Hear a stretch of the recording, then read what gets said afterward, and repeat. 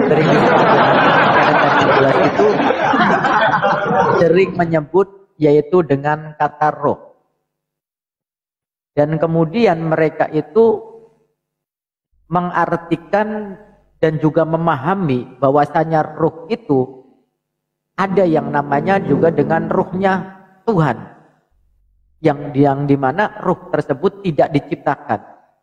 Nah, ini juga salah satu penyesatan dari sekian banyak penyesatan yang pengambilan istilahnya itu dari keislaman. Sedangkan jelas ya, yang namanya sesuatu selain daripada Tuhan sudah pasti ciptaan. Karena cuma ada dua sisi. Yang satu kholik, yang satu makhluk. Kholik itu adalah sang pencipta, dan sedangkan makhluk adalah ciptaan yang diciptakan. Salah satunya adalah ruh tersebut. Yang namanya ruh itu adalah ciptaan. Dan itu diambil daripada bahasa Arab. Jadi kata ruh, ya teman-teman, itu diambil dari bahasa Arab. Dan kata roh ini memiliki beberapa makna, bukan hanya satu kata. Maka kenapa di dalam ilmu istiqaq itu disebut dengan lafal mustarok. Apa lafal mustarok itu? Satu kata tapi bermakna banyak. Itu yang dimaksud daripada mustarok ya. Jadi satu kata tapi artinya banyak. Itu mustarok. Berbeda dengan mutarodif. Nah, begitu juga kata ruh. Jadi di dalam Al-Quran, jadi ada kata ruh tersebut, itu ada yang dibaca ruhun, yaitu didomahkan rohnya, ada yang dibaca fathah rohnya, yaitu rohun, dan juga ada yang dikasrokan, yaitu dibaca riyah.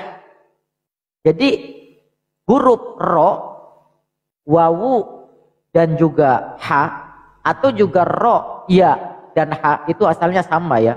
Tapi kemudian dibaca berbeda, maka maknanya pun akan berbeda. Ada baca rohun, ada baca rohun, ada dibaca riyahun. Rohun itu mufrad atau juga tunggalnya, yang berarti satu atau tunggal. Kemudian jamaknya adalah arwah. Jadi arwah itu yang disebut dengan jamak taksir atau yang artinya banyak. Arwahun, ruhun mufradnya. Nah, masalah ruh ini Allah Subhanahu wa taala memberikan gambaran seperti yang tercantum di dalam surat Al-Isra, surat yang ke-17 ayat yang ke-85. A'udzu billahi minasyaitonir rajim.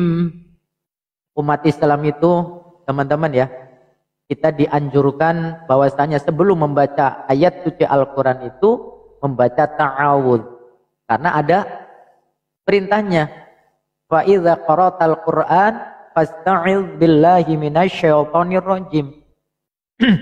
Maka apabila engkau membaca Al-Quranul Karim tersebut, maka bacalah iyadzah atau ta'awudz, aku berlindung kepada Allah dari godaan syaitan yang terkutuk. Kalau di dalam Islam itu yang terkutuk adalah syaitan ya. Kita berlindung kepada Tuhan yaitu Allah Subhanahu wa taala dari godaan syaitan yang terkutuk. Nah, tapi kalau di agama sebelah RT 16 yang terkutuk itu justru malah Tuhannya. Ya kan?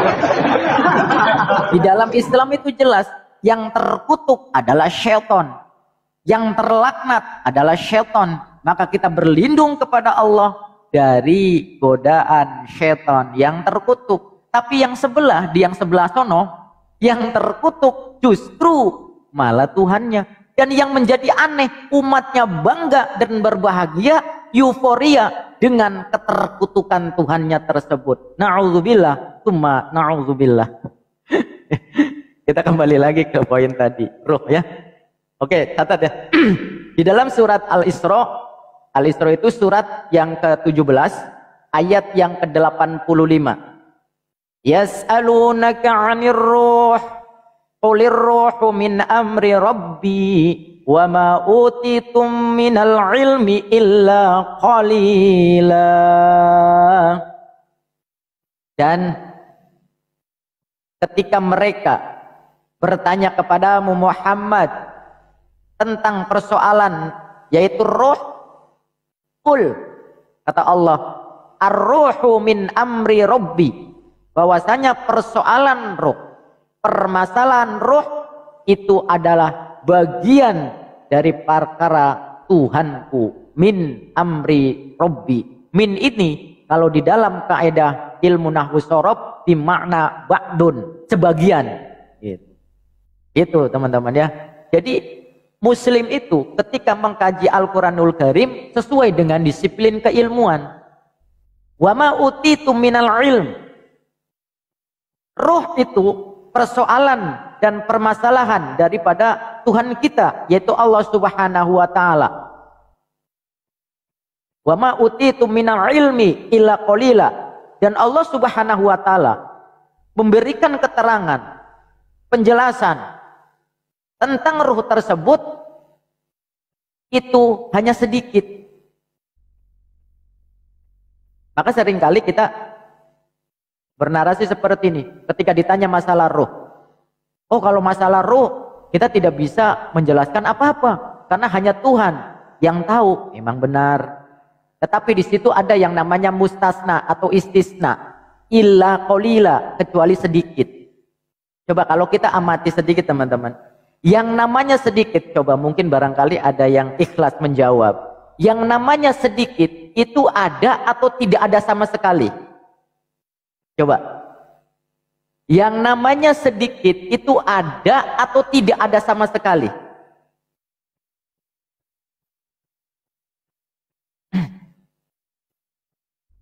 Ada. Ya kan? Itu kerennya Al-Quran. Itu kerennya Al-Quran teman-teman. Iya kan? Nah tentu adalah orang-orang yang dikehendaki. Dan salah satunya adalah ketika kita mempelajari Al-Quran, makna daripada ruh tersebut. Nah kita akan kaji dari segi maknanya. Jadi balik lagi. Ruh diambil dari bahasa Arab, memiliki beberapa arti dan makna. Kita akan bahas satu-satu. Yang pertama, kata ruh itu berarti wahyu. Dan di dalam Al-Quran disebutkan 3 kali yang artinya itu adalah wahyu. Jadi roh itu bukan hanya sekedar ruh yang ada di dalam kita, artinya bukan yang menghidupkan kita. Kita ini kan ada rohnya sehingga kita bisa bergerak. Jasad kita, unsur tubuh kita bisa berfungsi dengan normal karena adanya ruh di dalam kita yang ditiupkan ketika usia 4 bulan kandungan ibunda kita. Nah, yang pertama yaitu artinya wahyu. 3 kali disebutkan di dalam Al-Quranul Karim yang menjelaskan bahwasanya arti daripada roh itu adalah wahyu. Yang pertama di dalam surat Asy-Syu'ara itu adalah surat yang ke-42. Kemudian di ayat yang ke-52. A'udzu billahi minasyaitonir rajim.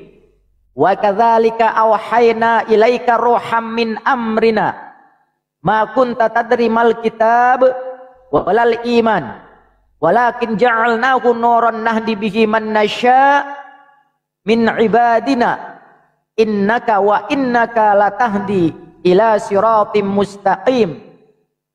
Dan demikianlah kami wahyukan kepadamu Muhammad ruh Al-Quran ini, wahyu kami turunkan wahyu ini kepadamu Muhammad dengan perintah kami, min amrina, dari perintah kami. Ma kunta tadrimal kitab, yang sebelumnya engkau tidak tahu apa itu kitab, tentang kitab-kitab terdahulu, bahkan Al-Quran itu sendiri, walal imanu, dan yang sebelumnya engkau juga belum tahu apa itu arti iman, apa itu arti kepercayaan, apa itu arti keyakinan. Walakin ja'alnahu nuran nahdi bihi man nasya'u min ibadina. Tetapi kami jadikan Al-Quran ini sebagai cahaya, sebagai pelita, sebagai lentera.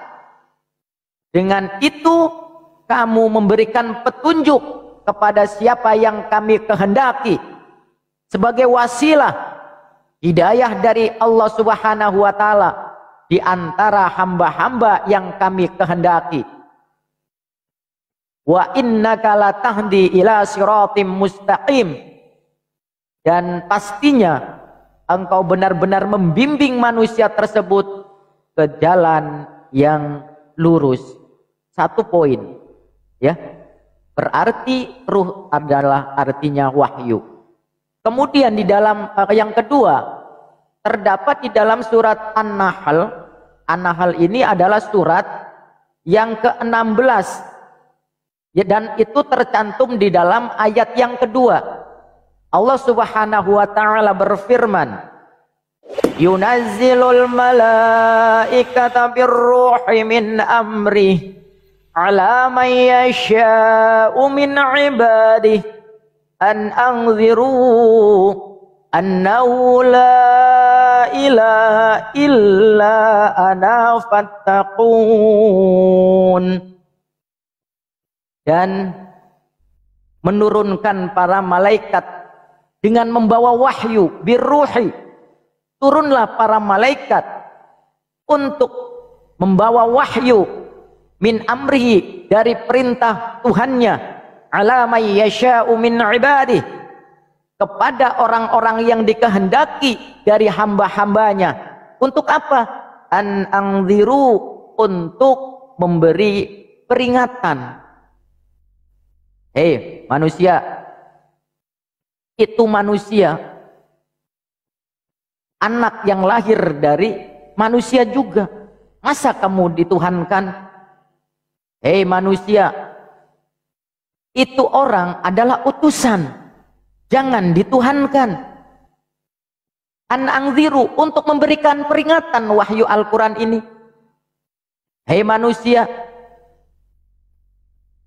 itu kitab-kitabnya sebelumnya adalah turun dari Allah Subhanahu wa taala, maka jangan campur adukan, jangan putar balikan.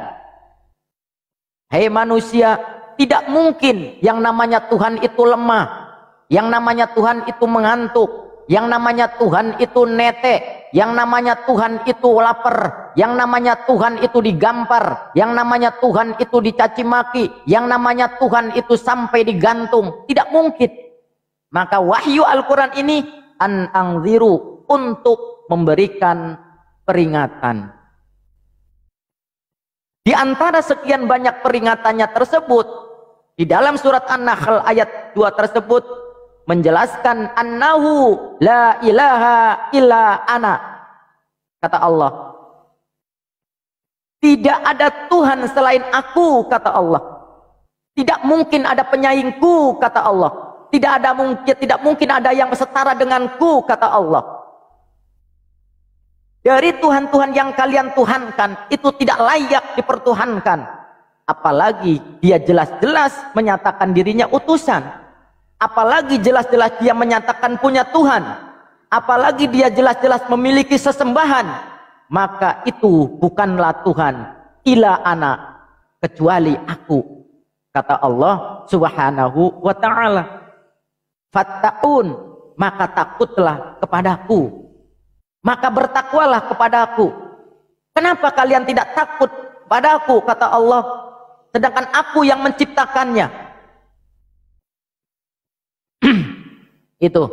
Jadi yunazzilul malaika birruh. Di situ arti daripada ruh adalah wahyu. Malaikat membawakan wahyu kepada baginda Nabi Muhammad Sallallahu Alaihi Wasallam. Poin yang kedua. Yang ketiga, di dalam Al-Quranul Karim, surat Al-Ghafir atau surat Al-Mu'min. Al-Mu'min ini adalah surat yang ke-42. Di situ tertulis di dalam ayat yang ke-15, Allah Subhanahu wa ta'ala berfirman, Rafi'ud darajati dzul 'arsy yulqir ruha min amrihi ala may yasha'u min ibadihi liyunzira yaumat talaq. Dialah yang maha tinggi derajatnya, yang memiliki arsy, yang menurunkan wahyu, yulqir ruh. Di situ ada kata ruh dan juga artinya bukan ruh yang ada di dalam diri kita, tetapi ruh, kata ruh di situ artinya adalah wahyu yang menurunkan, yulqir ruh min amri, yang menurunkan wahyu dengan perintahnya. Kepada siapa? Ala may yasha min ibadih, dari orang yang kepada orang yang dikehendakinya dari hambanya. Untuk apa? Liyungziro, lagi-lagi untuk memberikan peringatan. Wahyu ini untuk memberikan peringatan. Yaumat talaq, tentang hari pertemuan. Hei manusia, nanti ada hari kiamat. Hei manusia, nanti amalmu akan ditimbang. Hei manusia, nanti amalmu akan diperhitungkan. Yang maksiat akan mendapatkan balasan ganjaran neraka. Yang berbuat baik akan mendapatkan surga yang penuh dengan yang bersifat mun'im, kenikmatan. Memberikan peringatan. Liyungziro yaumat talaq. Itu. Jadi yang pertama berarti roh itu artinya wahyu. Tadi dalilnya 3 ayat disebutkan di dalam Al-Quranul Karim. Itulah pentingnya kita memahami yang namanya siyaqul kalam, runtutan kalimat dalam ulumul Quran. Konteksnya, entah itu dari ayat tafsirul ayat maupun dari ulumul Quran yang lainnya. Itu. Nah kemudian yang kedua berarti jiwa kehidupan, ya. Nah, jiwa kehidupan ruh tersebut. Jadi ruh yang kedua artinya adalah jiwa kehidupan yang menghidupkan kita. Nah, di dalam Al-Quran itu disebutkan 4 kali yang bermakna tentang jiwa kehidupan tersebut. Arti daripada ruh. Kita cek satu per satu. Yang pertama, ruh yang berarti daripada jiwa atau kehidupan ini itu tercantum di dalam surat Al-Anbiya ayat yang ke-91, dan Al-Anbiya ini adalah surat yang ke-21 di dalam Al-Quranul Karim dari 30 juz tersebut. Allah Subhanahu wa taala berfirman, "Wallati ahsanat farjaha fanafakhna fiha min ruhina." Wallati ahsanat farjaha wa fanafakhna fiha mir ruhina wa ja'alna wabnaha ayatan lil alamin. Dia Maryam ini, ingatlah ketika tentang kisah Maryam tersebut yang memelihara kehormatannya, lalu kami tiupkan ruh kehidupan menjadi kehidupan, kami tiupkan ruh dari kami di dalam tubuhnya, kemudian kami jadikan dia dan anaknya sebagai tanda kebesaran Allah Subhanahu wa taala bagi seluruh alam. Itu ditiupkannya ruh, kemudian hiduplah, kun fayakun, dengan kehendak Allah Subhanahu wa taala tersebut. Ruh itu berarti ruh yang menjadi kehidupan kita, jiwa kehidupan kita.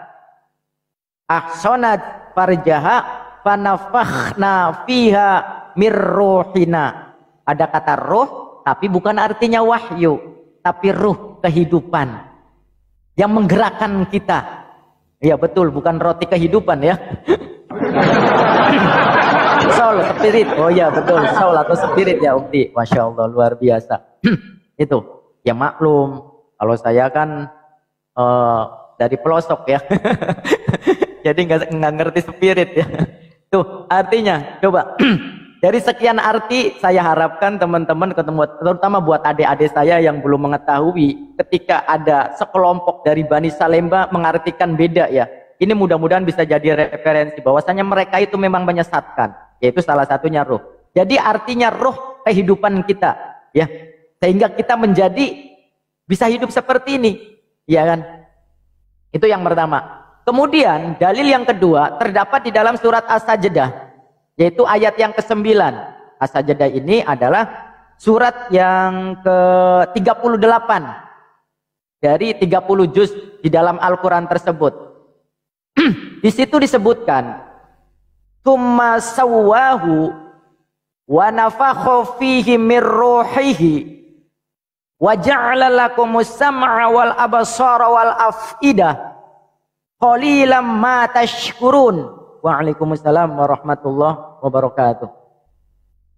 Gak apa-apa naikin Otin juga gak apa-apa. Ini ada Bang Erwin, ada di Sprinkle sebagai pendeta. Kita kajian ini di sela-sela saja ya, sambil nunggu rungkatnya Komal. Kang Erwin sudah monitor, Kang Erwin. Ukti kalau mau ngasih masukan gak apa-apa, Ukti, gak apa-apa. Nah, di situ disebutkan tsumma sawwahu. Kemudian dia menyempurnakannya, wa nafakha fihi ruhi mir ruhihi, dan juga meniupkan roh ciptaan, meniupkan roh ciptaan ke dalam tubuhnya.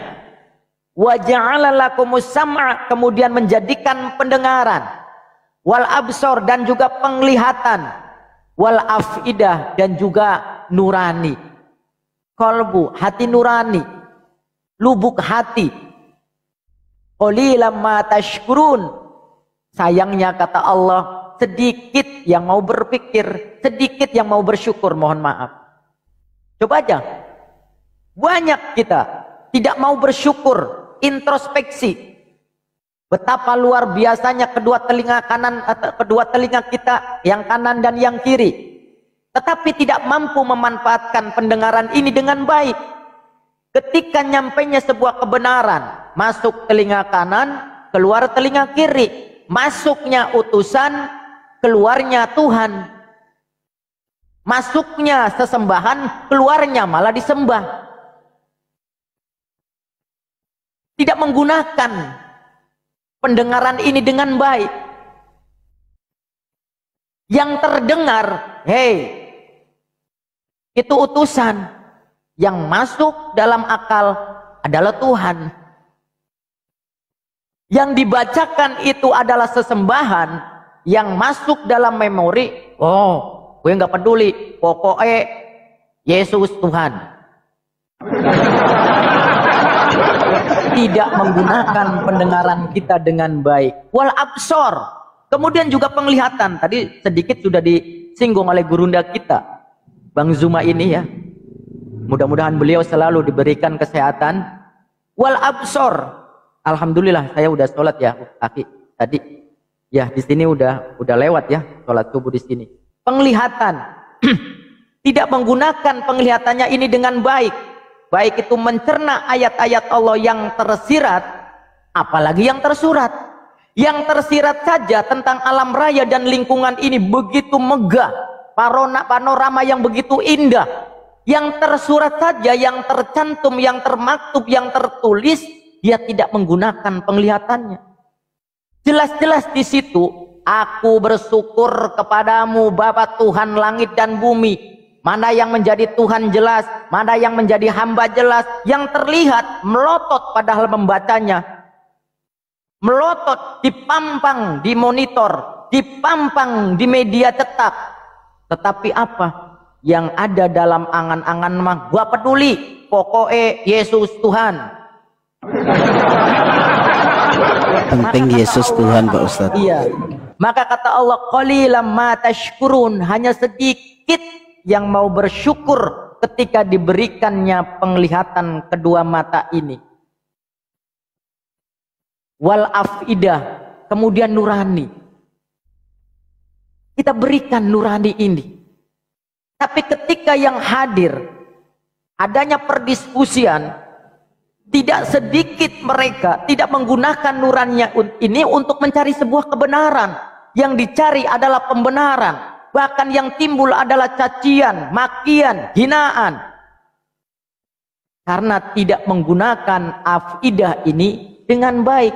Lagi-lagi kata Allah, qalilan ma tashkurun. Sedikit yang mau bersyukur. Sudah diberikan segumpal daging berwarna merah di dalam dada kita ini, kemudian diberi yang namanya afidah, nurani, untuk mencerna, menelaah. Lagi-lagi poin kedua, ruh di situ artinya bukan Tuhan, bukan juga yang dituhankan. Arti di situ adalah jiwa yang menghidupkan, roh yang menghidupkan kita. Kemudian yang ketiga di dalam surat Shad ayat yang ke-72. Fa idza sawaituhu wa nafakhtu fihi mir ruhi faqa'u lahu sajidin. Kata Allah, kemudian apabila aku sempurnakan kejadiannya dan aku tiupkan ruh ciptaanku, tuh ruh itu ciptaan malah dituhankan. Gimana sih? Ruh itu ciptaan bukan Tuhan. Iya, ya Bang Chan, monitor Bang Chan. Bang Chan ini dari Kristen atau dari Oten? Podo wae ya. Sami mawon.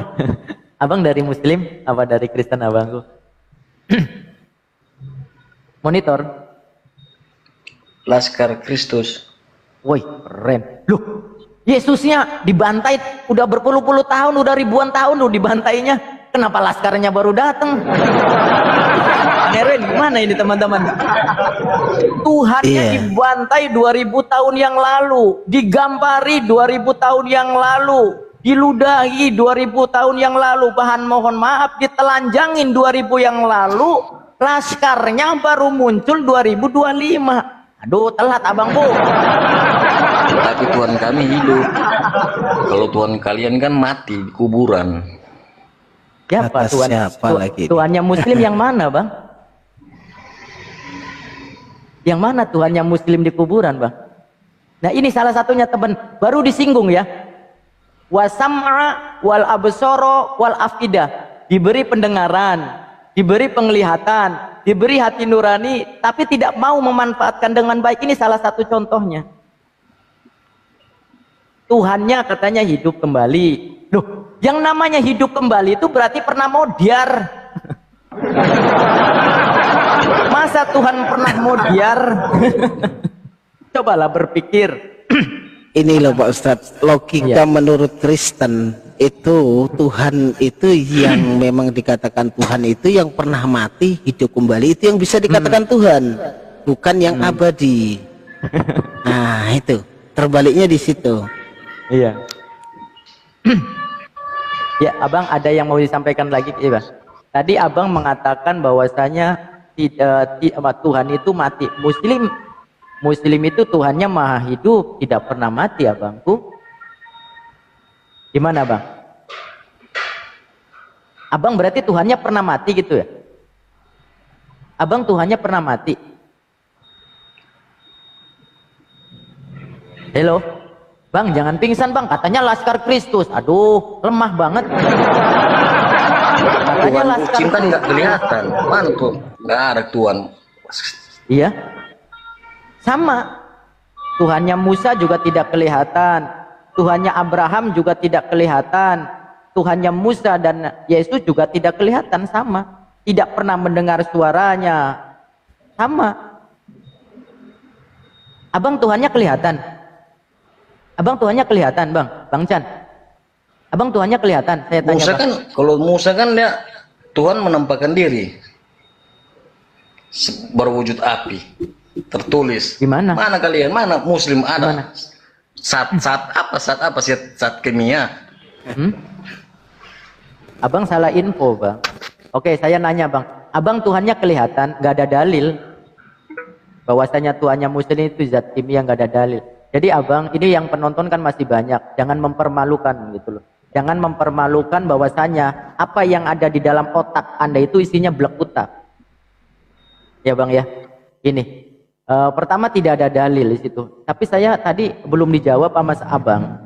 Memang benar Tuhannya abang itu terlihat.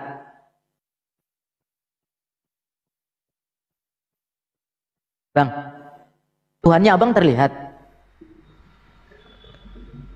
Abang, Tuhannya abang terlihat. Pingsan ya teman-teman.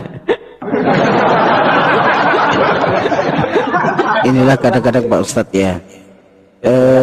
Mereka hanya mendengarkan langsung koreksi itu zat. Nah mereka tidak pernah memahami bahwasanya umat Islam itu tidak akan mudah terpengaruh dengan cuman kata zat. Iya. Nah, mereka tidak mengetahui bahwasanya itu zat, bukanlah zat. Sebatas itu saja, antara tulisan 2 huruf dan 1 huruf itu saja mereka tidak bisa memahami. Mau mengkoreksi Islam, ditanya Bible, Plongo. Abang, Tuhannya abang terlihat. Bang, Tuhannya abang terlihat. Loh, abang, jangan kejang-kejang, wah. Kita baru maha benar Allah dengan segala firman-Nya ya. Allah langsung membuktikan bahwasanya apa? Wa ja'ala lakumus sam'a wal absara wal afidah qalilan ma tashkurun. Dan ini Allah tunjukkan salah satu contoh orang yang tidak mau bersyukur. Diberikan pendengaran, keluar telinga kanan, masuk telinga kanan, keluar telinga kiri. Ya, diberikan penglihatan, tidak digunakan dengan baik. Apa yang tertulis tidak diyakini, yang tidak tertulis malah menjadi keyakinan. Qalilan ma tashkurun. Ini salah satu bukti maha benar Allah dengan segala firman-Nya. Sambil menunggu, dia menjawab sambil gemeteran kali ya. Tadi sudah ada, malah kabur dia. Malah kabur. Malah kabur dia. Belum lagi ini Pak Ustadz, belum lagi diputar dikit ya. Iya. Belum diputar itu, sudah kabur. Nah, itu 3 ayat ya. Tadi bahwasanya arti ruh yang artinya kehidupan, jiwa kehidupan itu 4 ayat. Dan ayat yang terakhir, tadi kan yang pertama surat Al-Anbiya ayat yang ke-91, yang kedua di dalam surat As-Sajdah ayat yang ke-9, kemudian yang ketiga di dalam surat Shad ayat yang ke-72, dan yang keempat kata ruh yang artinya jiwa yang menghidupkan ini terdapat di dalam surat At-Tahrim ayat yang ke-12. Silakan adik-adik saya catat ya. Di situ disebutkan wa Maryam ibnata Imran allati ahsanat farjaha fanafakhna fihi min ruhina wa sadaqat bi kalimati rabbiha wa kutubihi wa kanat minal qanitin. Menerangkan masih sekitar ibunda Aisyah alaihissalam yang mulia ini, ibunda Maryam. Dan Maryam putri daripada Imran yang memelihara kehormatannya, maka kami tiupkan fanafakhna fihi mir ruhina, maka kami tiupkan ke dalam rahimnya sebagian dari ruh ciptaan kami. Itu perlu dipahami, sebagian dari ruh ciptaan kami, bukan ruh kami. Ini siapa nih yang mengartikan ruh kami ini? Kemudian dikiranya ruh itu adalah Allah itu sendiri. Siapa itu yang mengartikan seperti itu? Sebagian dari ruh ciptaan kami. Wa shadaqat bi kalimati rabbiha, dan membenarkan kalimat-kalimat Tuhannya. Wa kutubihi, dan kitab-kitabnya, ketentuannya, ketetapan-ketetapannya, aturan-aturannya. Wa kanat minal qanitin, dan dia termasuk orang-orang yang taat. Tuh, 4 poin bahwasanya roh artinya adalah kehidupan, yang menghidupkan. Ya, dari 2 poin ini belum ada satupun yang artinya adalah ruh itu adalah Tuhan. Ya, kemudian yang selanjutnya kata ruh, silakan buat Momot, barangkali masih ada Momot yang mau monitor, nggak apa-apa, naikin otet juga nggak apa-apa, sambil menunggu rungkat. Nah, Kang Erwin kalau mau masukkan silakan. Kemudian selanjutnya yang ketiga, ada kata ruh yang berarti itu adalah pertolongan atau kekuasaan. Oh ada.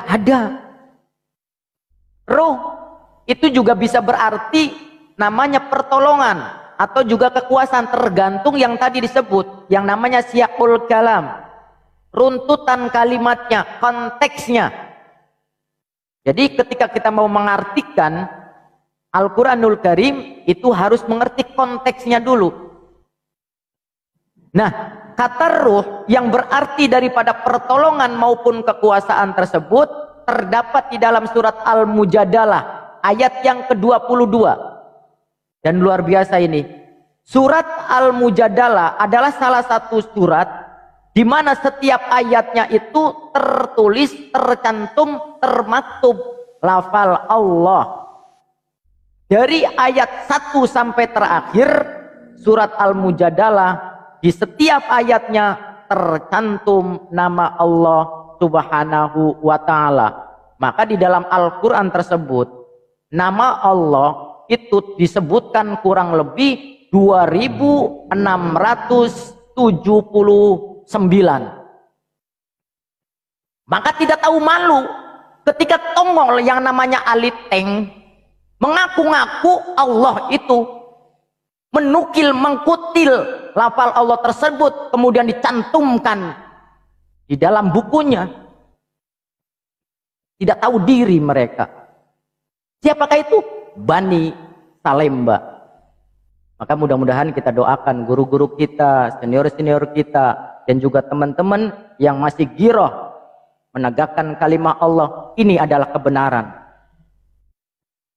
Ya, ketika kita mengklaim tersebut, nama Allah Subhanahu wa ta'ala tercantum, termaktub di dalam Al-Quran kitab suci kita 2679 kali disebutkan.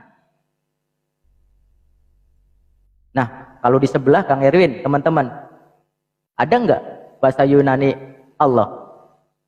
Ada nggak? Gak ada Pak Ustadz, gak ada itu. Boten wonten Pak Le. Tapi kalau yang banyak tuh Theos, kenapa gak disebutin ya di terjemahan ya? Oke, di dalam surat At-Tahrim ayat 22 Allah Subhanahu wa ta'ala berfirman. Ya, pagi. La tajidu qauma yu'minuna billah wal yaumil akhir yuwaduna man hadallah wa rasulah walau kanu aba'uhum wa au abna'ahum au ikhwanahum au ashiratuhum ulaika kataba fi qulubihimul iman wa ayyadnahu bi ruhim min wa ayyadahum bi ruhim min wa yudkhiluhum jannatin tajri min tahtihal anharu khalidina fiha radhiyallahu anhum wa radu an. Amin. Teman-teman, ulaika hizbullah ala inna hizballahi humul muflihun. Engkau Muhammad tidak akan mendapatkan suatu kaum yang beriman kepada Allah dan hari akhir saling berkasih sayang dengan orang-orang tersebut yang menentang Allah dan Rasulnya, sekalipun orang-orang itu bapaknya, bapak-bapaknya, anak-anaknya, saudara-saudaranya, ataupun keluarganya. Mereka itulah orang-orang yang dalam hatinya telah ditanamkan Allah Subhanahu wa ta'ala keimanan, dan Allah telah menguatkan mereka dengan pertolongan. Di situ ada kalimat biruhimin, menguatkan mereka dengan pertolongan yang datang darinya. Kata ruh di situ dengan arti adalah pertolongan. Pertolongan dari Dia, lalu dimasukkannya mereka ke dalam surga yang mengalir di bawahnya sungai-sungai. Mereka kekal di dalamnya. Radhiyallahu anhum wa radu'an. Dan Allah ridho terhadap mereka. Dan mereka pun merasa ridho terhadap limpahan rahmatnya Allah Subhanahu wa ta'ala. terhadap rahmatnya. Ala inna hizballah humul muflihun. Ingatlah, mereka golongan Allah tersebut, bahwasanya sesungguhnya Allah itu adalah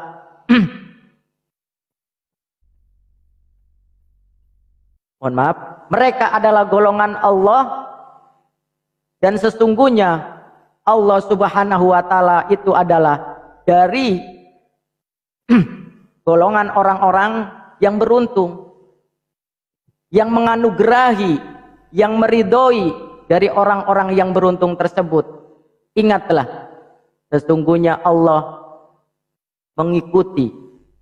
Waalaikumsalam warahmatullahi wabarakatuh.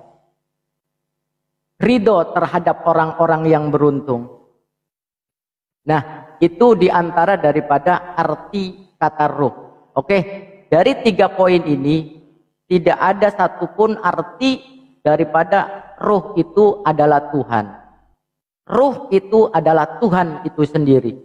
Jadi lagi-lagi sudah 3 poin, ruh itu adalah ciptaan. Ya. Nah, kemudian yang keempat, ruh itu adalah nama lain daripada malaikat Jibril. Dan itu sudah kita bahas ya. Sebelumnya sudah kita bahas bahwasanya ruh, ar-ruh tersebut itu adalah nama malaikat Jibril alaihissalam dari 6 nama. 5 nama disematkan oleh Allah Subhanahu wa taala, panggilan Allah Subhanahu wa taala yang ada di dalam Al-Qur'an, yang 1 oleh Waraqah bin Naufal, yaitu Namus. 1 lagi ya poinnya. Yang keempat, yaitu jiwa yang menghidupkan nanti, yang menghidupkan kembali ketika pada hari kiamat. Jadi ruh yang terakhir adalah artinya jiwa yang menghidupkan kembali nanti ketika hari kiamat, ketika tiupan yang kedua. Yauma yaqumur ruhu wal malaikatu saffa la yatakallamuna illa man adzina lahur rahmanu wa qala shawaba. Dan itu tercantum di dalam surat An-Naba ayat 38. An-Naba ini adalah salah satu surat yang ke-78 dari 30 juz Al-Quranul Karim. Di situ ada kata ruh. Yauma yaqumur ruh. Pada hari itu, ketika ruh dan para malaikat berdiri bersop-sop, berbaris, berjejer. Mereka tidak berkata-kata, la yatakallamun. Mereka tidak berkata-kata illa man adzina lahur rahman, kecuali siapa yang telah diberikan izin kepadanya oleh Tuhan yang Maha Pengasih. Wa qala shawaba, dan dia hanya mengatakan yang benar. Itu ya. Tidak ada satupun yang mengarah kata ruh itu adalah Tuhan. Maka ketika kata ruh ini diambil, dikutil, dicomot, kemudian ditempatkan tidak pada tempatnya, ini adalah satu penyesatan yang luar biasa. Itu ya, tentang kata ruh tersebut ya teman-teman. Wallahu a'lam bimuradi. Ya, tadi kan Pak Ustadz bilang bahwa roh itu bukanlah Tuhan. Bagaimana dengan Al-Hijr yang ke-29? Silakan Pak Ustadz. Silakan, bacakan. Maka apabila aku telah menyempurnakannya dan aku telah meniupkan rohku ke dalamnya, maka tunduklah kamu ke dalamnya dengan bersujud. Al-Hijr yang ke-29. Iya, itu bukan artinya Tuhan. Mana bahwasanya ruh itu artinya Tuhan? Dengar baik-baik lagi ya. Dan aku telah meniupkan rohku ke dalamnya. Iya. Roh siapa itu? Iya, roh di situ adalah roh yang menghidupkan. Makanya tadi kan udah itu dibahas. Roh Tuhan, itu roh Tuhan. Oke, sekarang Anda kan membaca Al-Quran. Coba baca Al-Qurannya, bisa nggak? Anda membantah. Kok malah lari? Ya udah, kan kamu kan pakar Islam. Itu jelas ayat Al-Quran mengatakan bahwa itu adalah rohku ke dalamnya. Berarti sekarang rohnya gini, Tuhan. Dulu kamu kan menyimpulkan ini di report ya teman-teman. Di report ya, saya juga nge-report. Nah sekarang kayak gini. Anda menyimpulkan. Jangan report teman-teman. Ini akun saya cuma satu-satunya lagi nih. Yang kemarin udah kena report. Kenapa? Anda ini kan tidak mengerti Al-Quran, kemudian kan menyimpulkan. Maka saya pengen tidak tahu ada nih, dikatakan di dalam surah Al-Hijr yang ke-29 itu mengatakan itu adalah roh ciptaan. Dia katakan rohku ke dalamnya. Iya. Kalian jangan menambah-nambahkan dong. Record aja buat pemelintir ayat Al-Quran gitu. Kita ini yang lucunya Pak Ustadz. Iya. Dia tidak tahu disuruh baca Al-Qur'annya, menyimpulkan di situ kan kalau kita sama-sama melihat terjemahan. Astaga. Begini Roh ciptaanku. Tidak ada kata ciptaan dalam bahasa aslinya. Oke. Kalau gitu Anda baca Arabnya coba. Iya. Silakan. Fa'idha sawaituhu wa nafakhtu fihi min ruhi faqa'u lahu sajidin. Kami bisa baca Al-Quran, Anda terjemahannya. Kalau Anda terpaku kepada terjemahannya, telah meniupkan roh ciptaanku ke dalamnya. Fihi mirruhi, rohku, ruhi, faku'ulahu sajidin. Gak usah baca lah. B2 nggak bisa baca. Itu dalam bahasa aslinya itu ruhi itu rohku, bukan ciptaan. Oke. Cukup Islam yang lain Anda botol-botolin, jangan dibodoh-bodohin. Ayo diskusi. Oke. Ayo diskusi. Sekarang saya nanya, di situ kan benar ada kata-kata ruh ya. Kamu soan kau nih dolos. Ada penjelasan saya. Ruhi. Kalau min itu kalimat apa? Ruhi. Saya nanya, kalau itu kan ada min ruhi. Kalau min itu kalimat apa? Jangan mute dong. Tadi sudah dijelaskan ya, teman-teman. Salah satu daripada arti daripada ruh tersebut adalah jiwa kehidupan yang menghidupkan tersebut. Ya, dan ini memang kesusahan kita ketika berdialog dengan kaum B2 ini yang mereka tidak mengerti. Udah mulai. Yang tidak mengerti tersebut.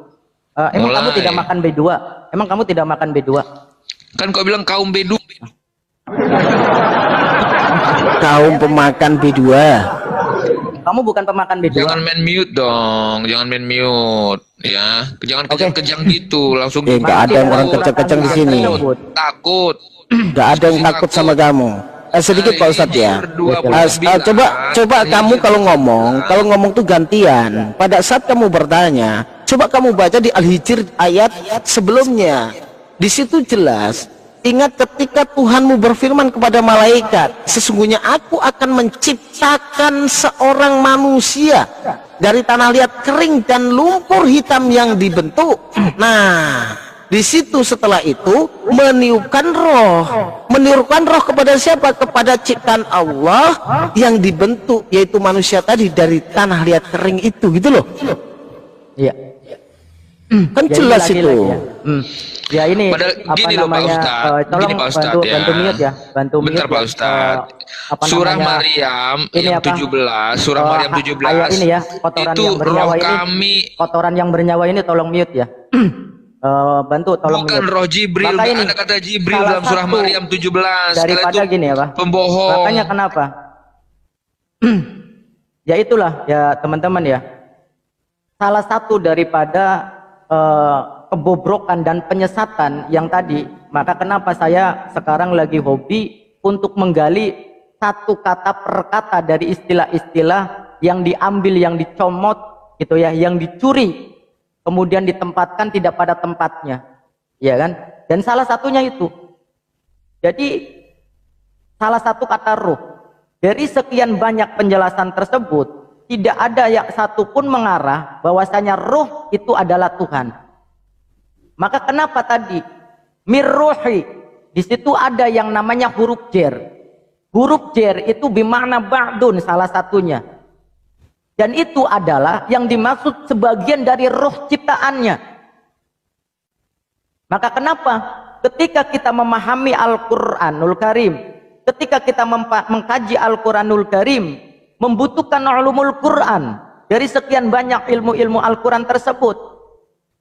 Apakah itu tentang asbabun nuzul, apakah itu tentang nahwu shorof, kemudian juga mustalahul hadis, kemudian juga takhrijnya, kemudian juga mantik, ma'ani, balaghah, bayan, badi', kemudian juga tajwidnya, termasuk juga syiakul kalamnya, kemudian juga nasih dan mansuh, kemudian juga istiqaq. Maka seperti tadi, ya kita harus bisa memahami juga. Karena mereka, jangankan Al-Quranul Karim yang berbahasa Arab, Bible-nya mereka yang sudah terjemahan pun mereka tidak memahami, tidak mau terima. Nah, salah satunya adalah di dalam surat Al-Hijr tersebut. Fa idza sawaituhu wa nafakhtu fihi mir ruhi faq'u lahu sajidin. Kata ruh yang di dalam surat Al-Hijr ayat yang ke-29 tersebut menerangkan arti daripada ruh adalah jiwa yang menghidupkan, yang ditiupkan.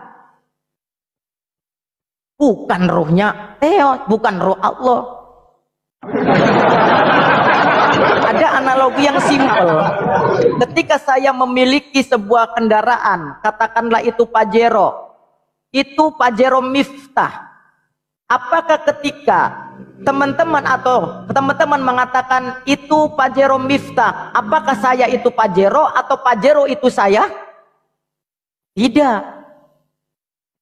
Ketika saya mengatakan bahwasanya cangkir Miftah, apakah cangkir ini Miftah? Apakah Miftah ini cangkir? Tidak. Tetapi cangkir ini adalah milik saya. Pajero adalah milik saya. Itulah kebotolan internasional Aliteng. Silakan bukti kalau mau. Jadi kadang-kadang lucu ya. Sok mau ngajarin disuruh baca nggak bisa, tapi mau ngajarin bertanya dijawab ngeyel. Nah tapi di tes beneran dia nggak tahu. Nah pada saat mengatakan ku seperti itu, ya kan, mobilku, berarti kita mobil gitu ya. Iya. Ya itu kan gabrul kan. Dia sok-sokan itu, sok pintar itu memang. Tapi Bible sendiri nggak tahu.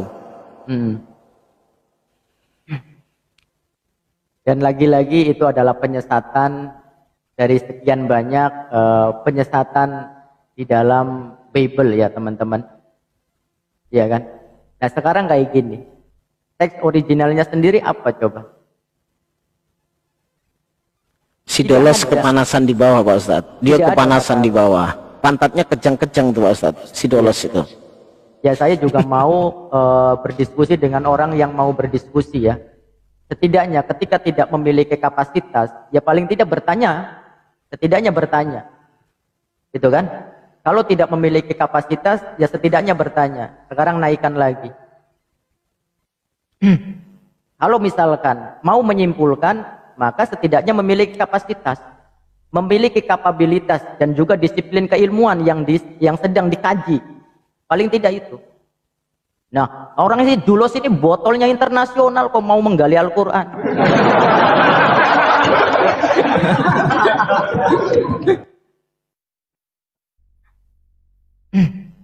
Silakan kalau mau naik lagi. Tapi kalau untuk menyimpulkan, ya mohon maaf gitu. Silakan nggak apa-apa naikin lagi. Oke, Dulos bisa diskusi dengan baik. Dari tadi saya baik diskusi, kalian main kick, main mute gitu loh. Sekarang saya tanya sebentar. Tadi kan gue bilang analogi mobil. Sekarang saya tanya, apakah rohmu itu bukan kamu, Miftah? Iya. Apakah roh dalam dirimu itu bukan kamu? Roh yang ada di dalam saya adalah milik Allah Subhanahu wa Ta'ala, bukan roh. Loh, kata milik lagi. Semua ini miliknya Tuhan. Nah, betul, makanya termasuk juga roh. Kalau misalkan kamu di dalam sidang, kamu melakukan kesalahan, ya kan? Iya. Nah, apa yang dipenjarakan itu bukankah jiwa dan dagingmu? Analogimu itu gabrul. Nggak nyambung analogi. Bukan nggak nyambung, kamu yang nggak nyampe, akhirnya di bawah 70. Oke, kita uji. Ya. Oke, kita uji. Ayo kita uji yuk. EQ-nya katanya cerdas Pak Ustadz. Oke, ya kita uji. Maryam, ya, ayat yang ke-17 itu tidak ada kata Jibril. Coba tunjukkan ada kata Jibril nggak dalam bahasa aslinya? Coba. Ya. Ada kata Jibril nggak di surah Maryam yang ke-17? Lalu dia memasang tabir dari mereka, lalu kami mengutus roh kami kepadanya. Maka dia menampakkan diri di hadapannya dalam bentuk manusia yang namanya kata sempurna. ganti. Kamu ngerti yang namanya kata ganti? Jawab saja, nggak usah muter-muter. Kamu kayak teman-teman yang lain muter-muter. Kamu ngerti nggak yang namanya kata ganti? Bukan sok-sokan. Enggak, kamu ditanya tahu kata ganti aja malah muter kemana-mana. Enggak, jelaskan aja surah Maryam 17 kalau kamu punya isi. Iya. Kamu tahu nggak yang namanya kata Miftah, ganti? ada isi nggak kau? Kalau ada isi jelaskan surah Maryam 17. Ada kata Jibril nggak di situ? Dalam bahasa Inilah otak butut kayak gini Pak Ustaz. Menambah-nambahi. Baca bahasa aslinya, ada kata Jibril nggak di situ surah Maryam 17? Iya, ya ini kelemahan dari teman ke Oten ya, termasuk juga kamu. Bukan, itu kebotolan kalian. Nggak ada kata Jibril, kalian tambah-tambahin. Enggak, kau ini sebentar Pak Ustaz. Kau botol-botolin Ustadz saya. Memang IQ kamu berapa? Kepandaian kamu seperti apa? Kau botol-botolin Ustadz saya, Ustadz saya, memang kau pinter. Ayo, adu kecerdasan. Kau open cam seperti Ustadz Miftah, adu kecerdasan. Kau katakan Ustadz kami itu botol, ya kan? Ustadz kami katakan botol. Sepandai mana kamu berani mengatakan Ustadz Miftah itu botol? Ya karena itu kepemilikan dia. Nah, udah. Kita uji ya. Kita uji ya Pak Ustadz ya. Kita uji kapasitas dia mengatakan Ustadz Miftah itu botol, ya kan? Kamu baca Bible kamu original text, Ustadz Miftah membaca Al-Quran original text. Ayo, kecerdasan kamu sampai mana? Yang mana? Mau baca apa? Kamu baca original teks Bible kamu, Ustadz Miftah membaca original teks Al-Quran. Ayo, sampai mana kepandaian kamu? Oke, baik. Berarti begini, sebentar. Berarti standarnya masalah membaca ini ya. Oke, Ustadz Miftah membaca Al-Quran original teks, kamu membaca Bible original teks. Saya baca ya. Oke. Coba on cam. Di dalam Al-Quran dan hadis ya. Kamu membaca Bible original teks bahasa Yunani, Ustadz Miftah membaca Al-Quran original teks. Karena kamu mengatakan Ustadz Miftah botol. Ayo, kapasitas kamu menjelaskan Kristen secara original teks bahasa Yunani, Ustadz Miftah dengan bahasa Arab. Silakan. Oke, baik. Jadi kita punya penentuan ya, orang yang tidak bisa baca berarti dia IQ-nya rendah. Sudah. Kamu baca original teks Yunani, Ustadz Miftah Al-Quran. Nggak boleh nyebrang. Jawab dulu. Ayo. Setuju atau enggak? Udah, sekarang kamu baca original teks Yunani, Ustadz Miftah Al-Quran. Banyak bacot kamu botol-botol Ustadz kami. Kapasitas kamu apa? Baca bahasa Yunani aja kamu nggak tahu, Bible kamu aja nggak tahu. Jangan sok-sok membotol-botolkan Ustadz Miftah, sedangkan kamu baca original teks Bible kamu saja nggak tahu, Ustadz Miftah hafal Quran. Jangan sok-sokan, sok cerdas, sok pinter kamu di sini. Boleh kamu kalau mengatakan pinter punya kapasitas. Ini loh bahasa Yunaninya Bible saya, ini terjemahannya. Kamu jelaskan, kamu bisa menjelaskan. Bisa menjelaskan tidak. Tuhan sama Tuhan saja nggak bisa membedakan. Theos sama Allah saja nggak bisa membedakan. Mana artinya Theos, mana artinya yang sebenarnya. Itu artinya dewa kamu aja nggak bisa membedain. Telah lahir dan akan lahir aja nggak bisa membedain. Mau ngajarin Ustadz Miftah. Ya memang di sini PR besar ya. Ketika kita berdiskusi. Assalamualaikum warahmatullahi wabarakatuh. Waalaikumsalam warahmatullahi wabarakatuh. Kolesterol tinggi. Santai pagi-pagi Bang. Ya makanya kan kata Imam Syafi'i tersebut, ya ketika kita berdiskusi dengan orang bodoh itu ya bahwasanya kalah gitu kan. Kita ketika berdiskusi dengan orang bodoh, kemenangan kita adalah dengan diam. Jadi jawabannya diam itu ketika kita berdiskusi dengan orang bodoh jawabannya adalah dengan diam gitu. Tapi ketika kita berdiskusi dengan orang yang pintar, hayu kan gitu. Dan yang tadi kan ketika kita sudah tahu semua. Ya jangankan untuk Bible-nya, kaidah-kaidah keilmuan, karena memang Pak kekristenan ini doktrin ini kan merusak tatanan keilmuan. Kaidah-kaidah bahasa hancur gara-gara doktrin daripada pokoknya Yesus Tuhan. Iya kan? Gara-gara Papa Yesus Tuhan. Padahal dari TK, SD, SMP, SMU, bahkan sampai perguruan tinggi dan luar negeri, kita selalu dipelajari yang namanya kata ganti. Ada yang namanya kata kerja, maka ada yang bekerja. Ada kata ganti yang pertama, kata ganti kedua, kata ganti ketiga. Termasuk juga di dalam Al-Quranul Karim. Ada yang namanya domir. Domir itu ada yang domir goib, ada yang namanya domir mukhatab, ada yang namanya domir goib. Apa itu domir mutakalim? Yaitu kata ganti pertama di dalam gramatika bahasa Indonesia. Di dalam ilmu nahwu sorobnya namanya domir mutakalim, kata ganti pertama. Kemudian ada yang disebut dengan domir mukhatab, kata ganti orang kedua atau yang diajak bicara. Di dalam ilmu nahwu sorob namanya domir mukhatab. Dan ada yang dinamakan dengan domir goib, kata ganti orang yang ketiga, yang diceritakan orangnya tidak ada. Itu, ya kan? Tetapi karena doktrin pokoknya Yesus Tuhan, mereka enggan untuk menerapkan kaidah-kaidah keilmuan tersebut. Karena apa? Yang ada dalam hatinya seperti tadi sudah dijelaskan, hanya kebencian. Hanya kebencian gitu loh. Ya silakan. Begitu sempitnya pengetahuan ya Pak Ustadz ya. Kata seperti gini ya. Kalau orang-orang yang tidak bisa memahami, kata disuruh membaca itu dianggapnya ada tulisan. Melafatkan bacaan, ya kan? Melafatkan ayat-ayat Al-Quran itu kan juga membaca, tetapi bentuk lafaz. Nah, mereka tidak bisa memahami kata bacalah di situ, melafatkan, diminta melafatkan aja bingung mereka. Kok main kick sih? Jangan main kick lah. Kalau memang pinter, ya, jangan main kick. Tadi kita sudah baik-baik. Ini ya, kita sudah menyambut Anda dengan baik. Kalau memang mau berdiskusi dengan baik, maka berdiskusi dengan baik. Kalau tidak, ya mohon maaf. Baik. Saya kan diskusi baik. Adakah saya menghujat Anda? Oke. Adakah saya menghujat Anda, Miftaf? Oke. Ketika yang namanya berdiskusi dengan baik itu sesuai dengan disiplin keilmuan enggak? Ya harusnya begitu memang. Oke. Anda mengerti bahasa Arab?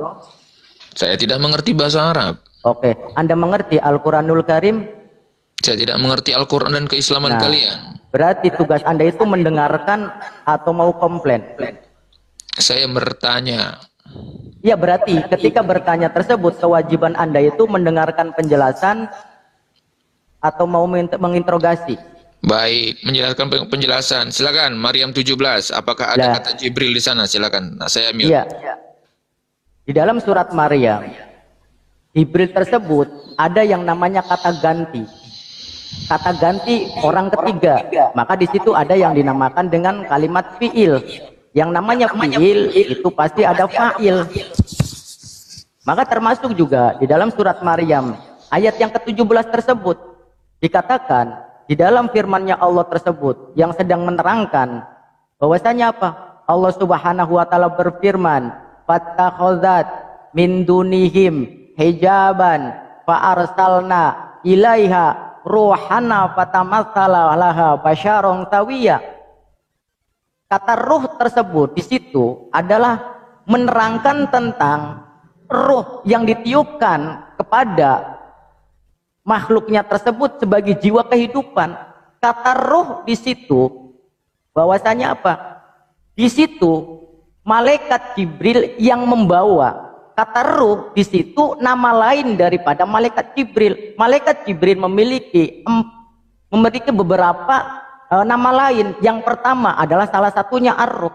Karena apa? Malaikat Jibril kenapa disebut dengan ar-ruh? Karena salah satu tugas daripada malaikat Jibril adalah membawa ruh kehidupan. Itu maka kenapa disebut. Jadi ruh itu nama lain daripada malaikat Jibril. Dan itu udah kita bahas ya. Itu. Jadi dulu Kang Heri kalau mau masuk nggak apa-apa silakan. Jadi kata begini, ruh. Pak Ustadz, Jadi apa?